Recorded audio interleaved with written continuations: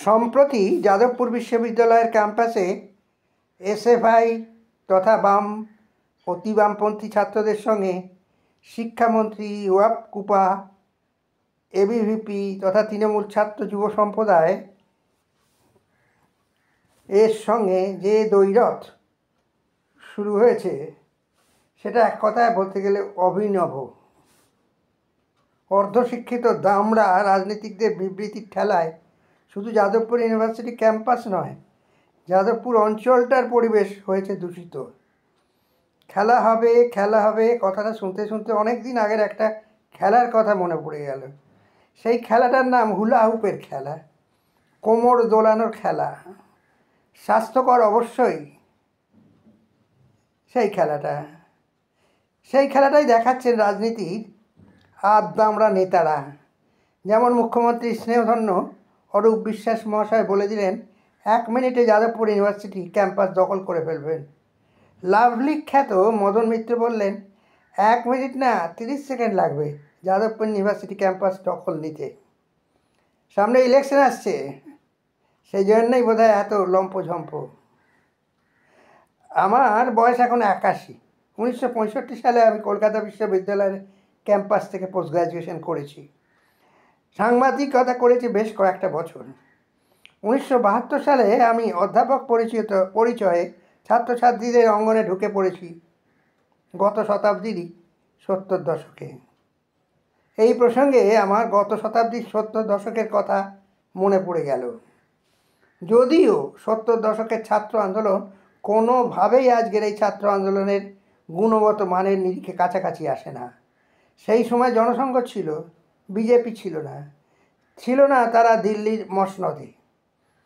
পশ্চিমবঙ্গে বিজেপি এসেছে প্রবলভাবে বামপন্থীরা ক্ষমতাচ্যুত হওয়ার পর। এনেছে কারা তা নাই বা বললাম, সবাই বুঝে নিন।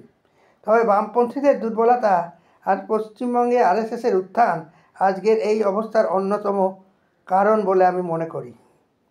আমার জীবনের প্রথম 14-15টা বছর আমি সাংবাদিকতা করেছি। সাংবাদিকতার কারণে এবং আমার গবেষণার প্রয়োজনে কলকাতা এবং যাদবপুর এই দুটো ক্যাম্পাসে আমার যাতায়াত ছিল। এই প্রসঙ্গে বা এই সম্বন্ধে বলার আগে আমার ছাত্র জীবনের শেষ করার পর প্রথম 14-15টা বছরের কথা একটু বলি, খুব অল্প কথায়, আশা করি বোর হবেন না। এই প্রতিবেদনটা শুরু করার আগে একটা কথা বলে রাখার দরকার। 1965 সালে আমি যখন পোস্ট গ্র্যাজুয়েশন কমপ্লিট করলাম তখন মনের মতো চাকরি আমি পাইনি। চেয়েছিলাম শিক্ষক হতে, স্কুল কিংবা কলেজের, সেটা আমি পাইনি। আমাদের সময়টা বুনো রামনাথের সময় ছিল না। ভারত ছিল স্বাধীন দেশ। স্বাধীন দেশের স্বাধীন নাগরিক হওয়ার জন্য শিক্ষকেরা সামান্য হলেও সরকারি দাক্ষিণ্য কিছু পেত। ইউপিএসসি ছাড়া যে স্কুল কলেজেই দরখাস্ত দিতাম মাস্টারমশাইয়ের পদের জন্য, অভিজ্ঞতা না থাকার জন্য রিজেক্টেড হয়ে যেতাম। সরকারি স্কুল কলেজ তখন খুবই কম ছিল, সরকারি খালি পদের সংখ্যাও খুব কম ছিল। তাই নিজের ওপর থেকে বেকার স্টিগমা তোলার জন্যই আমার বন্ধুর পরামর্শ মতো তার বাবার কাছে চাকরির জন্য গিয়েছিলাম। তিনি বললেন সময় লাগবে। প্রশ্ন করলেন, তুমি কি কোনো কিছুর উপর লিখতে পারো তোমার মতো করে? আমি বলেছিলাম হ্যাঁ পারবো। তাহলে তুমি আমার মান্থলি ইংলিশ ম্যাগাজিনে ইন্ডিয়া টুমরোতে সাব এডিটর পদে জয়েন করো। মাইনে বেশি কিছু পাবে না, তবে সাংবাদিকতায় অভিজ্ঞতা অর্জন করতে পারবে। প্রয়োজনে ভবিষ্যতে পেশা হিসেবে গ্রহণ করতে পারো সাংবাদিকতা। আমি যেসব কথা বলছি সেটা হলো 1966 সালের কথা। সেই সময় মাসিক 100 টাকা মাইনেতেও মানুষ বেঁচে থাকতো। খেয়ে পড়ে রাজি হয়ে গেলাম, লেগে পড়লাম ওই কাজে। হোঁচট খেলাম ইংরেজিতে সব কিছু লিখতে হবে বলে। সেই বাধাটাও একটা সময় কিছু দিনের মধ্যেই কাটিয়ে উঠলাম। ভারতের, বিশেষ করে বাংলার স্বাধীনতা আন্দোলনের ইতিহাসে এই ইন্ডিয়া টুমরো ইংরেজি মাসিক পত্রিকাটা একটা সময় অত্যন্ত গুরুত্বপূর্ণ ছিল। মহাত্মা গান্ধী থেকে আরম্ভ করে সুভাষ বসু সকলেই এই পত্রিকাটাতে লিখে গেছেন কিছু না কিছু ফিচার, কিছু না কিছু প্রতিবেদন, সবই অবশ্য দেশকে কেন্দ্র করে। আর এই সেই দেশ বাংলাদেশ, অবিভক্ত বাংলা। এই পত্রিকাটার সঙ্গে পাঠকেরা ইন্ডিয়া টুডে পত্রিকাটার সঙ্গে গুলিয়ে ফেলবেন না কিন্তু। ইন্ডিয়া টুডের জন্ম হয়েছিল 1975 সালে। ইন্ডিয়া টুডে রমরম করে চলছে আজ, অথচ এইসব পত্রিকার মতো পত্রিকাগুলো যেমন ইন্ডিয়া টুমরো এবং রেডিক্যাল হিউম্যানিস্ট গত শতাব্দীর 80 দশক পূর্ণ হওয়ার আগেই উঠে আছে বা বন্ধ হয়ে গেছে আর্থিক কারণে এই বাংলায়। 1966 সাল থেকেই আমি কলকাতা বিশ্ববিদ্যালয়ের ক্যাম্পাসে যাতায়াত করতাম যাদবপুর বিশ্ববিদ্যালয় ক্যাম্পাসেও, যদিও সেটা বেশিরভাগ ক্ষেত্রেই ছিল ইঞ্জিনিয়ারিং ফ্যাকাল্টিকে কেন্দ্র করে, কারণ সেখানে আমার ভাগ্নে পড়াশোনা করত। ওর সঙ্গেই দেখা করতে যেতাম। আর যেতাম ওই ইউনিভার্সিটির অর্থনীতির অধ্যাপকদের সঙ্গে দেখা করতে, যাদের কাছ থেকে অর্থনীতি এবং বাণিজ্য বিষয়ে কিছু জ্ঞান অর্জন আমি করতাম লেখালেখি করার প্রয়োজনে। ফলে দুটো ক্যাম্পাসই আমার কাছে অত্যন্ত পরিচিত ছিল। যদিও সেই সময় যাদবপুর ইউনিভার্সিটি ক্যাম্পাস এতটা জনপ্রিয় হয়ে ওঠেনি যতটা কলকাতা বিশ্ববিদ্যালয় ছিল। সেটা পরের কথা। এবার আসি আমার নিজের কথায়। আমি কি করে চাকরি পেলাম সেই কথায়, আর কোথায় পেলাম সেই কথায়। কোন জায়গায়, মুক্তাঞ্চলে নাকি কলকাতায়, সে প্রশ্ন এসে যায় 70 দশকে।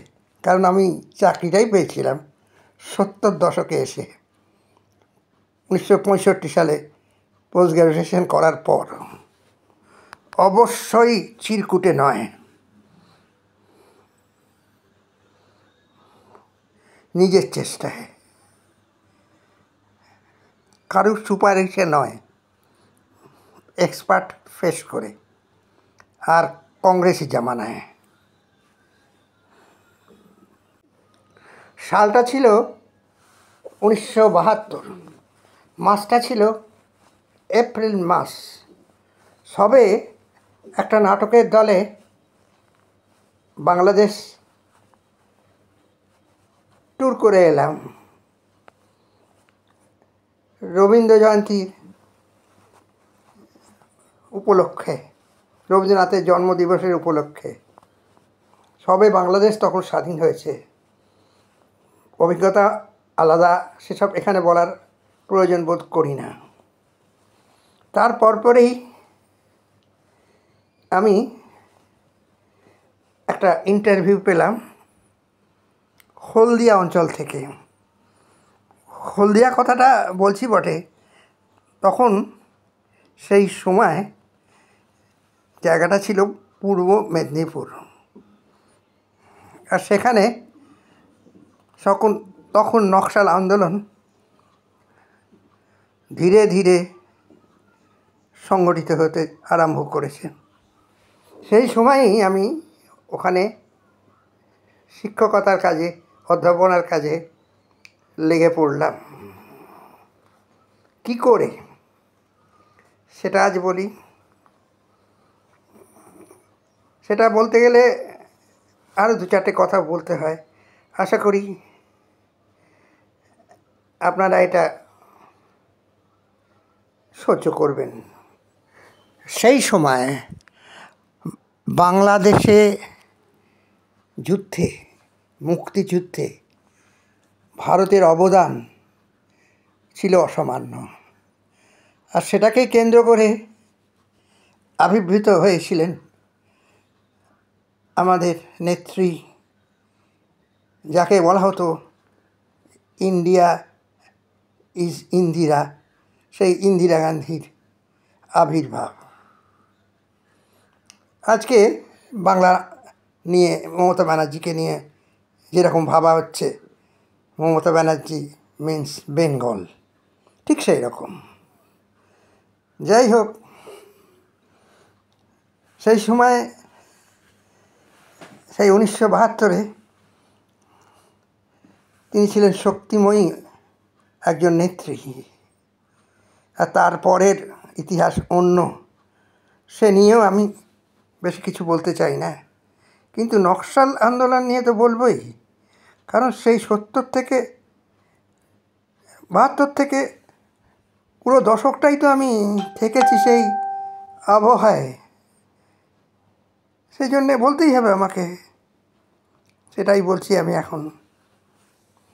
তবে কালকের বিষ্ণু দেকে এবং আজকের অঞ্জন দত্তকে আমি বলতে চাই, চাকরিটা আমি পেয়ে গেছি বেলাবোস। থুড়ি পেয়ে গিয়েছিলাম বেলাবোস। প্রশ্নটা তো উঠবেই, কী করে পেলেন এই অমূল্য চাকরি এইরকম দুর্মূল্য বাজারে? সে এক গল্পই বলা যেতে পারে। পূর্ব মেদিনীপুরের চৈতন্যপুর গ্রামের বিবেকানন্দ মিশন কলেজে বাণিজ্যের অধ্যাপকের পদে আমি দরখাস্ত করেছিলাম। প্রথম চোটের চাকরিটা আমি পাইনি, কিন্তু পরে আবার দেখলাম ওই একই কলেজের বিজ্ঞাপন অমৃতবাজার পত্রিকায়, একই পদের দ্বিতীয়বার। এবার আবার অ্যাপ্লাই করলাম, ইন্টারভিউও পেয়ে গেলাম যথারীতি। ইন্টারভিউ পেয়ে আমার এডিটর শ্রী বীরেন বসুর কাছে গেলাম আশীর্বাদ দিতে। সেই সময় তিনি আমাকে প্রশ্ন করলেন, তুমি কি তোমার সিভিতে তোমার যে প্রিন্টেড পাবলিকেশনগুলো আছে সেগুলো কি উল্লেখ করেছো? আমি বললাম, না, করিনি। এটা করনি কেন? বললেন তিনি, এটাই তো তোমার চাকরি পাওয়ার পক্ষে অ্যাডেড অ্যাডভান্টেজ। ওনার কথা শুনে আমি আমার প্রিন্টেড পাবলিকেশনগুলো সঙ্গে নিয়েই ইন্টারভিউতে গেলাম। ইন্টারভিউটা হয়েছিল dean of the faculty of commerce, Calcutta ইউনিভার্সিটির রুমে। আর সেখানে এক্সপার্ট হিসেবে উপস্থিত ছিলেন dean of the faculty of commerce Shri Kshitimohan Mukhopadhyay. এবার বলি, 1972 সালে পর থেকে আমি আমার নিজের বাড়ি, কলকাতার বাড়ি, অর্থাৎ ভবানীপুরের বলরাম বসু ঘাট রোডের বাড়িতে থাকতাম না। 1979 সাল পর্যন্ত কর্মসূত্রে থাকতাম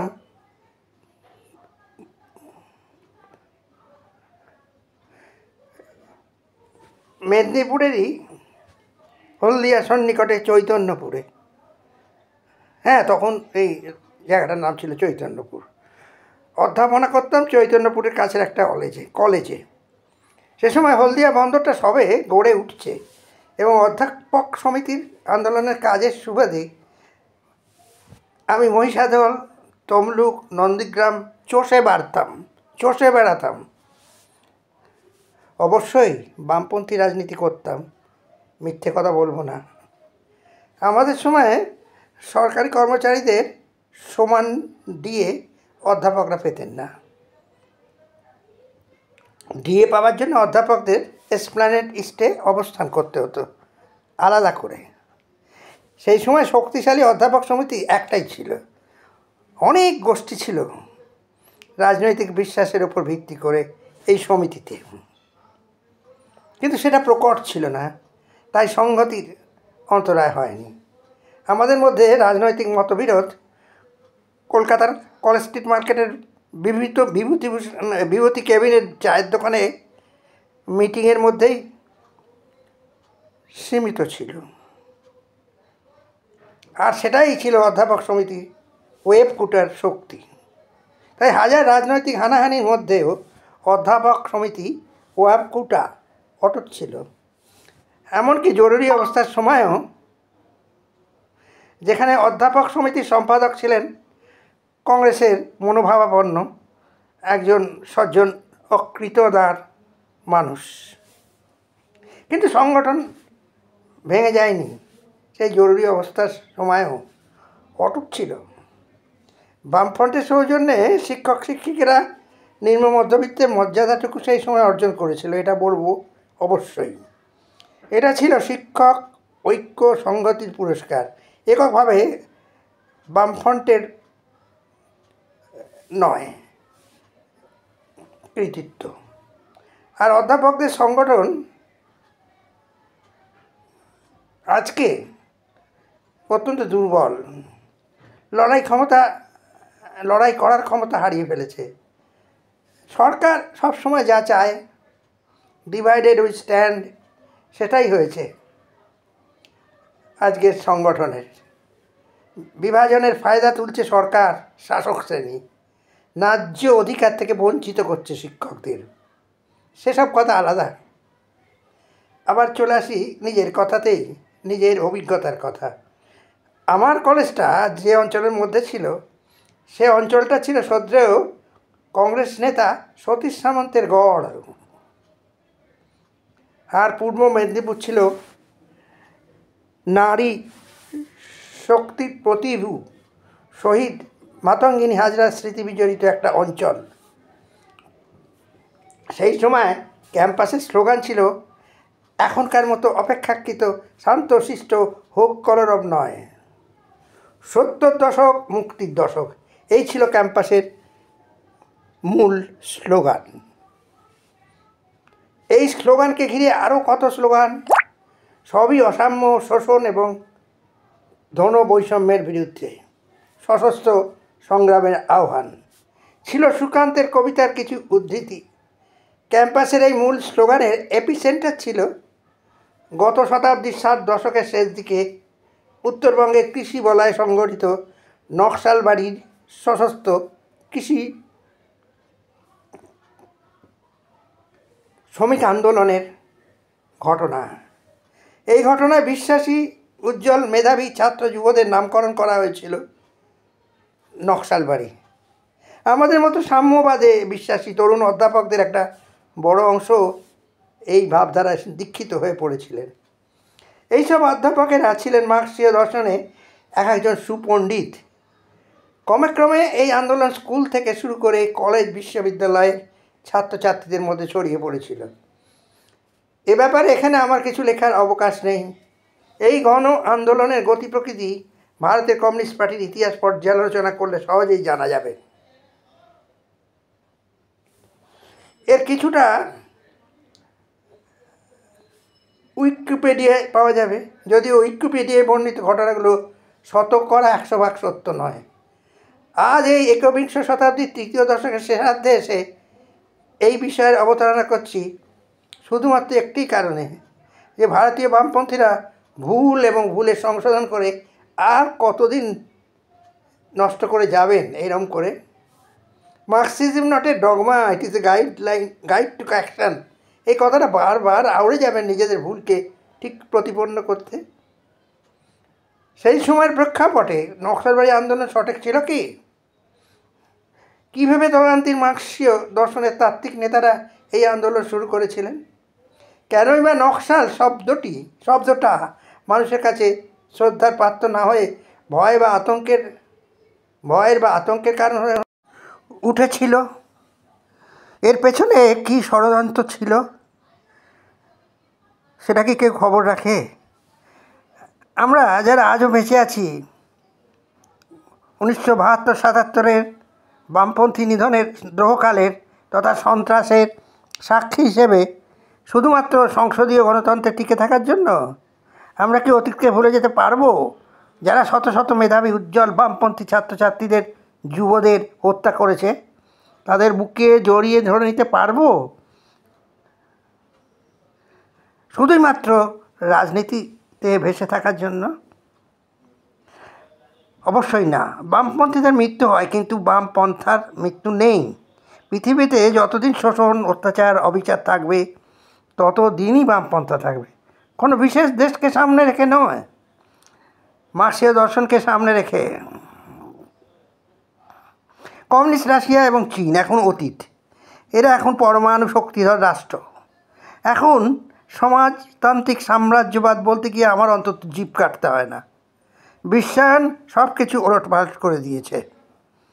তবুও বামপন্থী ধ্যান ধারণা থাকবে যতদিন অসাম্য এবং শোষণ থাকবে। আমি আগের একটা পোস্টে কালের যাত্রার সঙ্গে মানুষের পরিবর্তনের কথা লিখেছি এবং অবাক হয়ে ভেবেছি একজন বামপন্থীর পক্ষে পুরোপুরি দক্ষিণপন্থী হয়ে যাওয়া সম্ভব কী করে হয়। বয়স বাড়ার সঙ্গে সঙ্গে একজন বামপন্থী নিষ্ক্রিয় হতে পারে, কিন্তু তার আদর্শ তাও কি বদলে যায়?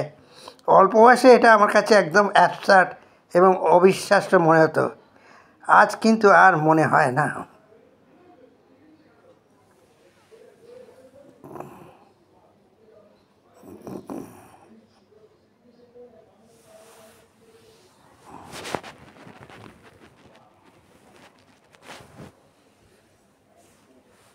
আসলে সব কিছুই সময়ের সঙ্গে সঙ্গে পরিবর্তিত হয়ে থাকে। আমি দীর্ঘ 35 বছর ছাত্রছাত্রী পড়িয়ে অবসর নিয়েছি। যাদের বয়স ছিল 16 থেকে 25, সেই সব ছেলেমেয়েদের সঙ্গে যাদের সঙ্গে আমি অন্তরঙ্গ ছিলাম একটা সময়, যাদের মধ্যে অনেকে বিশ্বাস করতো বন্দুকের নল থেকে রাজনৈতিক শক্তি উঠে আসে, আজও মাঝে মাঝে তাদের সঙ্গে রাস্তাঘাটে আমার দেখা হয়। খোঁজখবর নিয়ে জানতে পারি তাদেরও নাতি হয়ে গেছে, আর তাদের রেডিক্যাল বন্ধুবান্ধবরা একেবারে সংসারী হয়ে গেছে, ভালো চাকরি করছে বা বিদেশে চলে গেছে। এরা তো সব পিরামিডের ভিত্তি স্তরের মানুষজন ছিল, তাই এরা এখন নিষ্ক্রিয়। ওরা বলে যাদবপুর বিশ্ববিদ্যালয়ের উপাচার্যের ও হেমন্ত বসুর হত্যা তারা করেনি। কারা করেছিল এই রহস্যটা এখনও কিন্তু পরিষ্কার নয়। রাজনীতির নদীতে এরা ছিপ ফেলে বসে নেই আজও। বড় মাছ ধরার আশায় তারা আজও সক্রিয় আছে। যারা ছিপ ফেলে বসে আছেন তাদের মধ্যে অনেক বড় বড় পণ্ডিত, শিল্পী, সাহিত্যিকরাও আছেন অধ্যাপকেরাও, যারা আদর্শের বেসাতি করে চলেছেন এখন। এই প্রসঙ্গে আমার দেখা এক বামপন্থী নেতার কথা এখানে লিখছি, যিনি গত শতাব্দীর 90 দশকে পূর্ব মেদিনীপুরের একজন ছোটোখাটো সম্রাট বলে বিবেচিত হতেন। তিনি এনজিও কথাটা নতুন এক ব্যবহারিক ধারণা দিয়েছেন। হলদিয়ার কাছে একটা ব্যবসায়িক সুন্দর শিক্ষা প্রতিষ্ঠান গড়ে তুলে 2004 সাল বা তৎপরবর্তী সময় থেকে বিদেশি গাড়িতে চড়ে পার্টির কাজ করতে আসতেন। যদিও 1970 সাল থেকে তার উত্তরণটা ছিল একদম সাধারণ, একনিষ্ঠ সৎ বামপন্থী কর্মী হিসেবে। তিনি আসতেন তার বান্ধবীকে নিয়ে সাইকেলে, কলেজের ছাত্রছাত্রীদের মধ্যে বামপন্থী ভাবধারার সংস্প্রসারণ ঘটাতে। তার আদর্শবাদিতার কর্মকাণ্ডগুলো দেখে সেই সময়ে তার ওপর আমার প্রচণ্ড শ্রদ্ধা এসে গিয়েছিল। চৈতন্যপুরের বিবেকানন্দ কলেজ এবং কলকাতার আশুতোষ কলেজের সান্ধ্য বিভাগ তথা শ্যামাপ্রসাদ কলেজে আমি প্রত্যক্ষ রাজনীতি করতাম না, কিন্তু সবাই এটাও জানতো আমি বামপন্থী ভাবধারায় বিশ্বাস করি এবং আমার কাছে ওদের একটাই পরিচয় ছিল, তা হলো ওরা আমার প্রিয় ছাত্রছাত্রী, তাদের রাজনৈতিক সত্তা যাই থাকুক না কেন। আজকের প্রেক্ষাপট কিন্তু অনেকটা গত শতাব্দীর 70 দশকের মতো। একটা দল অতিরিক্ত ক্ষমতা অর্জন করে ফেলেছে শুধু ধর্মকে এবং জাতীয়তাবাদকে আশ্রয় করে।